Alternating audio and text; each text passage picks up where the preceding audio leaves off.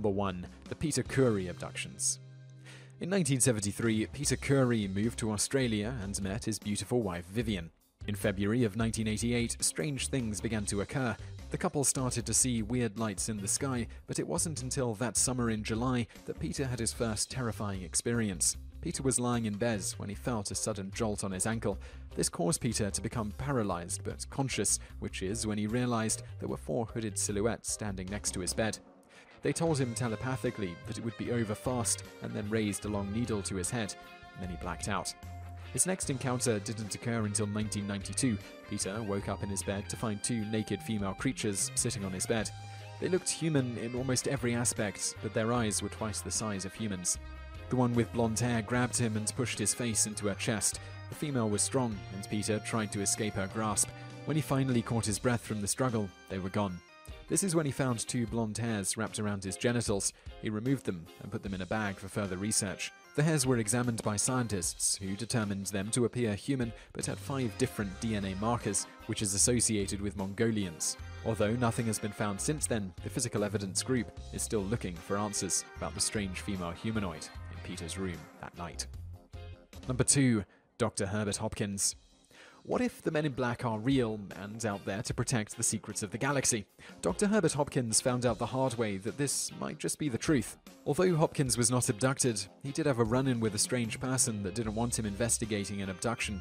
In 1976, Hopkins was hired to consult on a case in Maine as a doctor and hypnotist. While alone at his home one evening, he got a call from a man in the New Jersey UFO Research Organization, informing him that he wanted to talk to him about the case. Hopkins agreed and went outside to turn on the light so the man could find his house, but before he could even step outside, there was a man walking up his porch stairs.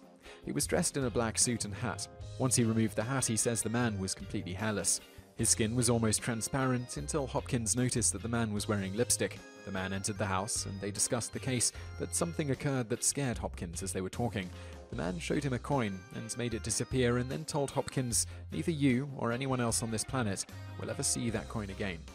This terrified Hopkins, so as the man requested, he got rid of the tapes and the hypnosis sessions and stopped working on the case. After some research, he discovered that there was not a New Jersey UFO Research Organization. Spooky. Number 3. The Manhattan Abduction. In 1989 in New York, Linda Napolitano was abducted from her apartment.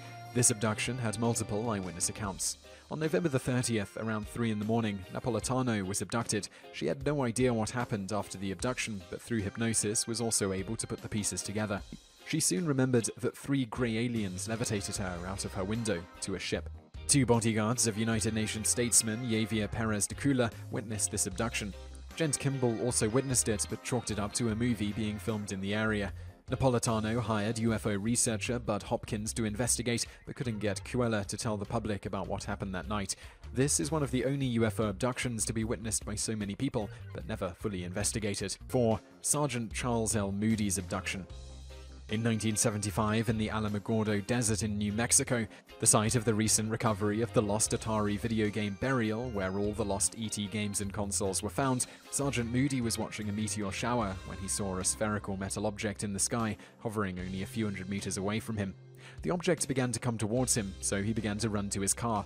Once in the car, it wouldn't start. When he looked at the object again, he could see that there were human shapes in the window of it watching him, and he heard a loud, high-pitched sound and felt paralyzed as he watched it fly away.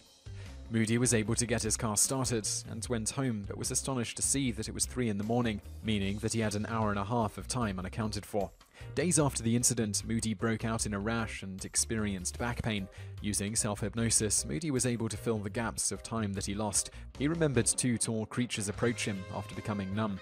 He recalled trying to fight them, but blacked out. This is when he woke up in the craft on the table, telepathically being asked by one of the creatures if he would consent to behave, and he agreed. The creatures gave him a tour of the craft and told him they would return in 2 decades. Number 5. The Allagash Abduction. In Maine in 1976, artists Jack and Jim Weiner, along with friends Charlie Foltz and Chuck Rack, were doing some night fishing when the men noticed bright objects flying in the sky. One of the lights started to move towards the canoe. Frightened by this, the men started to hastily paddle back to the shore. Before the men could reach it, a beam of light engulfed the canoe. The men woke up later sitting on the shore by the fire, which was almost completely out.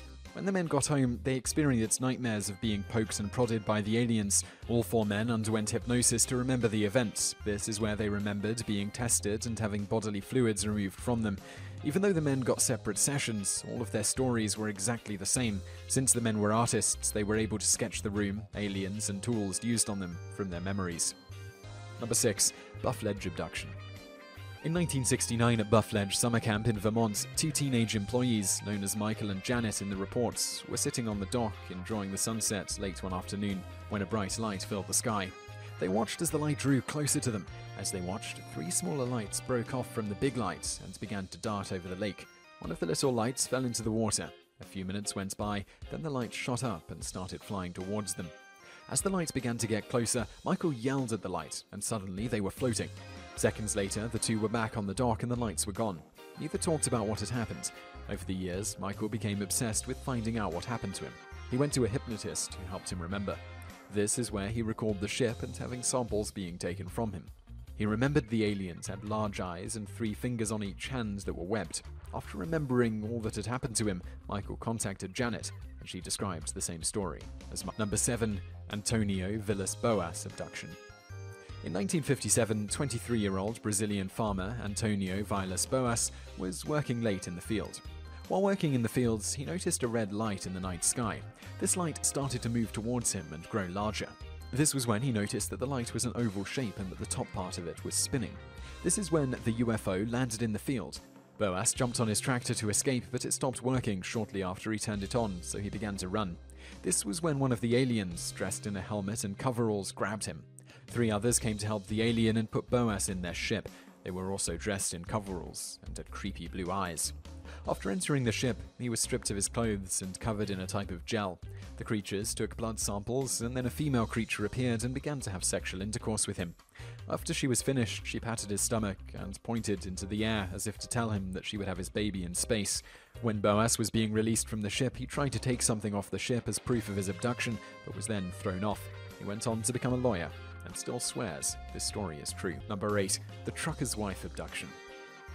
In Michigan in 2002, trucker Scott Murray received an alarming call from his wife. She explained that she thought she might have been knocked out and possibly raped. Murray rushed home and took his wife to the hospital. The doctors and nurses said that they found no indication that she was raped, but did find a burn on her shoulder. This was when Murray wrapped up the incident as just a nightmare that his wife had had. That was until the next day when he went outside of his home and found weird disc-shaped burns in the grass by their garden. After further investigation, he found a tree 20 feet away with burned leaves on it. This was when he knew something strange had happened there the night before. After the discovery, Murray took his wife to see a hypnotic regression specialist. This was where she remembered being on a spacecraft and began to recall the tests that were performed on her. This caused Murray's wife to become paranoid and frightened. Murray later found his wife dead after returning from a trip. Wanting answers, Murray took samples of the grass to the local college, who told them that it was just radiation burns. To this day, Scott Murray does not know the truth about his wife's death. Number 9. Whitley Strieber. During the Christmas holiday in 1985, Whitley Strieber, an author known for The Wolfen in 1978 and The Hunger in 1981, was staying with his family in a cabin in upstate New York. During the night, he heard bizarre noises. He decided to go investigate, and this is when Strieber discovered strange beings in his bedroom. After seeing these creatures, he woke up, and in what seemed only like seconds later, he was sitting outside in the woods by the cabin. Baffled by what happened and unable to recollect the events, he hired a hypnotist. After several tries, he was finally able to remember what happened that night. That night, he was levitated out of his room to a ship hovering above the woods. He recalled there being various creatures on the ship, one that looked like a robot, and some were skinny with dark eyes. This is when he remembered the procedures that were performed on him. The creatures put a long needle into his brain and anally probed him. Although many thought him to be hallucinating these events, he swears to this day that these events were, in fact, real. And in at number 10, it's the Betty and Barney Hill abduction. The abduction of Betty and Barney Hill was the first abduction to ever be reported in the news in 1961. The Hills were driving in rural New Hampshire on the night of September the 19th, returning home from a vacation in Niagara Falls. During this drive, they witnessed bright lights in the night sky. Barney pulled over to get a better look. Using binoculars, the Hills saw an unidentified flying object in the sky moving towards them. Frightened, they jumped back in their car and drove away from the light. As they were driving, they noticed that the lights were chasing the car, and instead of speeding away into the night, Barney decided to pull over again, this time with his binoculars and a gun. This is when he saw some strange beings headed towards him and his wife.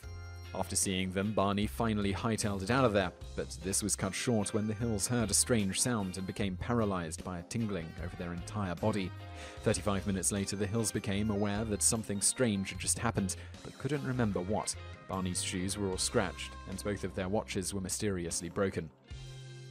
Barney did remember driving into a wooded area and meeting 6 humanoid figures who used telepathy to tell him not to be afraid. They were taken out onto a ship and tested like lab rats. The aliens took samples from the Hills, including skin and semen, maybe to use in reproduction. We may never know.